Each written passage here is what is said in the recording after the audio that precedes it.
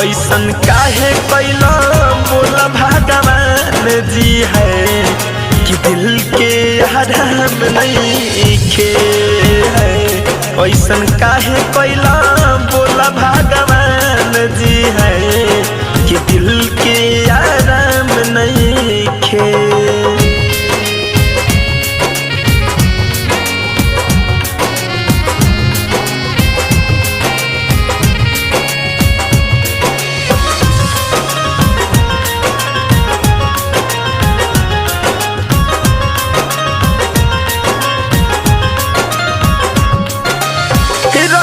इंसान तब तोहरो बुझाई करी त जो प्यार तोहर दिलवा दुखाई।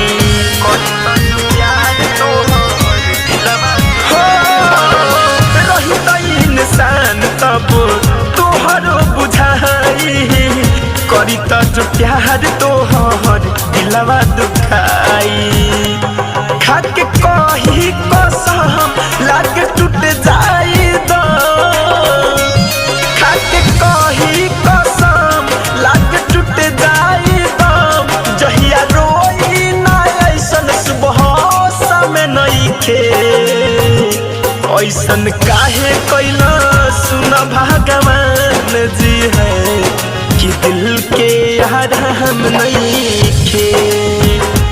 ऐसन काहे कैला बोला भगवान जी है कि दिल के आराम नइखे।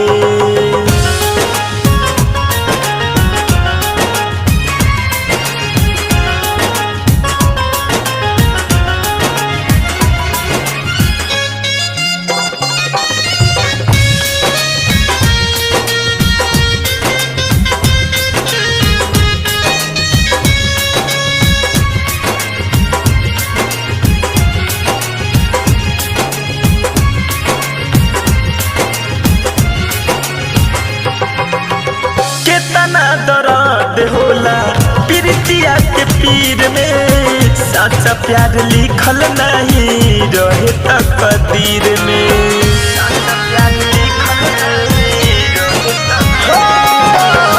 कितना दर्द होला प्रीतिया के पीर में। सच्चा प्यार लिखल नहीं रहे तकदीर में। होला इसके में तड़पन कहे धनंजय धड़कन। होला इसके में तड़पन कहे धनंजय धड़कन। नाम सुमित द्विवेदी जस बदनाम नइखे।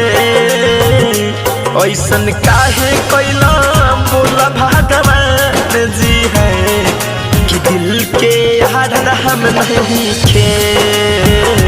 ऐसन काहे कैला बोला भगवान जी है कि दिल के आराम नइखे। दूगो दिल के मिला के प्रीत दिल में जगा के। दूगो दिल के मिला के प्रीत दिल में जगा के। दूर कैला का तोहरा लगे काम नइखे। ऐसन काहे कैला बोला भगवान जी है कि दिल के आराम नइखे। ऐसन काहे कैला